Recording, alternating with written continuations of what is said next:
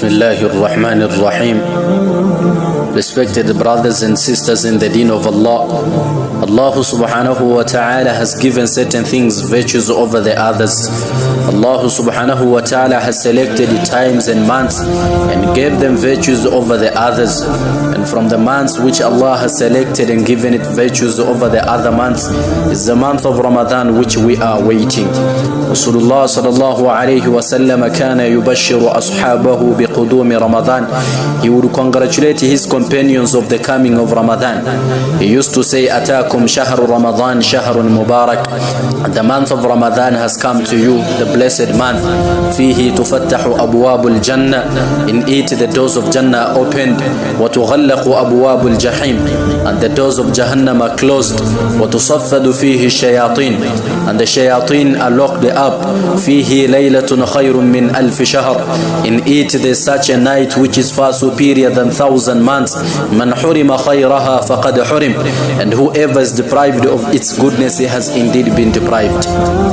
It comes in another narration that Allah subhanahu wa ta'ala tells an angel who is a doorkeeper of Jannah that Ya Ridwan iftaha abwab al-jinan lis-sa'imina min ummati Muhammad sallallahu alayhi wa sallam. O Ridwan, open the doors of Jannat for the fasting people from the ummah of Muhammad sallallahu alayhi wa sallam. Ya Malik aghriq abwab al-jahim ani sa'imina min ummati Muhammad sallallahu alayhi wa sallam. Then he tells the doorkeeper of Jahannam that, O Malik, close the doors of Jahannam from the fasting people from the ummah of Muhammad sallallahu alayhi wa sallam. And he tells Jibreel alayhi salam, Ya Jibreel ihbitu ila al-ard fasaffid maradat al-shayateen. O Jibreel, descend to the earth and lock up the rebellious shayateen. وَغُلَّهُمْ بِالْأَغْلَالِ ثُمَّ اقْذِفُهُمْ فِي لُجَجِ الْبِحَارِ. And tie them with chains and throw them in the deep oceans. حَتَّى لَا يُفْسِدُوا عَلَى أُمَّةِ حَبِيبِ مُحَمَّدِ صِيَامَهُمْ. So that they do not interfere and corrupt the fasting of the ummah of my beloved Muhammad sallallahu alayhi wa sallam. So these are some of the virtues of the blessed month of Ramadan. It is mentioned of the pious predecessors that they would exert themselves more in ibadah in this very same month of Sha'ban already, because it has a positive effect in the month of Ramadan. So preparation has to start from now already, and not to prepare with food, but spiritually by carrying out good actions and staying away from evil actions, which will serve as a rehearsal for the blessed month ahead of us.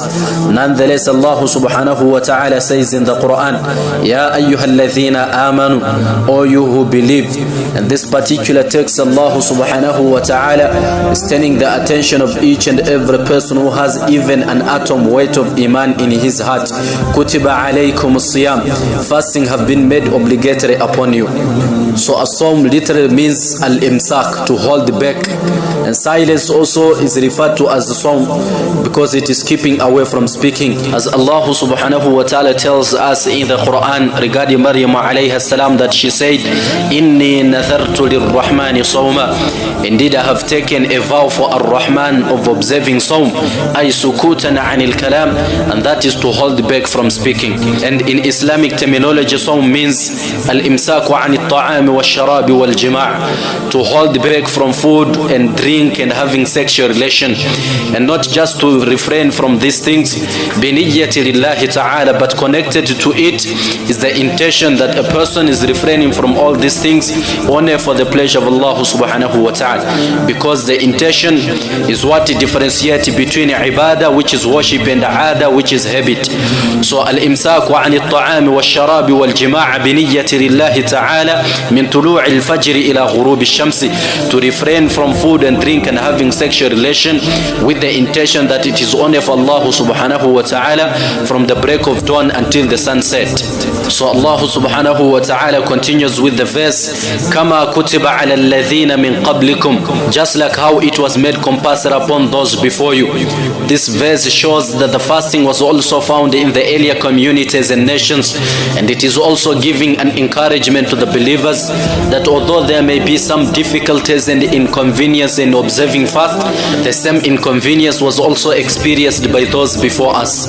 And at the end of the verse, Allah Rabbul Izzah tells the real objective of why fasting have been made compulsory upon you and I, لَعَلَّكُمْ تَتَّقُونَ, so that you may have taqwa of Allah subhanahu wa ta'ala. So Allah subhanahu wa ta'ala did not make fasting compulsory upon you and I to feel hunger, nor to experience pain of the poor people, nor to tire ourselves. La, لَعَلَّكُمْ تَتَّقُونَ. The real objective is so that we can develop the taqwa of Allah subhanahu wa ta'ala. إذن الصوم لا يتعامل مع البطن ولا يتعامل مع اليد ولا مع الفم ولكن يتعامل مع القلب. This means that fasting has nothing to do with the stomach, and it has nothing to do with the hands, and it has nothing to do with the mouth, but rather fasting deals with the heart.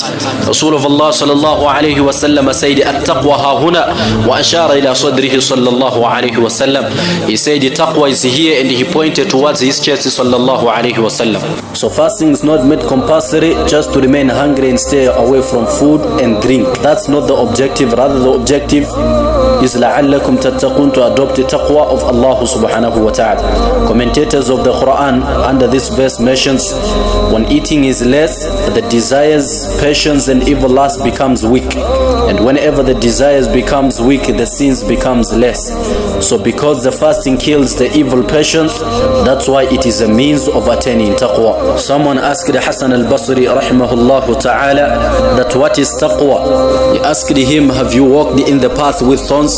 He said, na'am. He asked him, وَمَاذَا فَعَلْتَ? يعني ماذا صنعت? What did you do?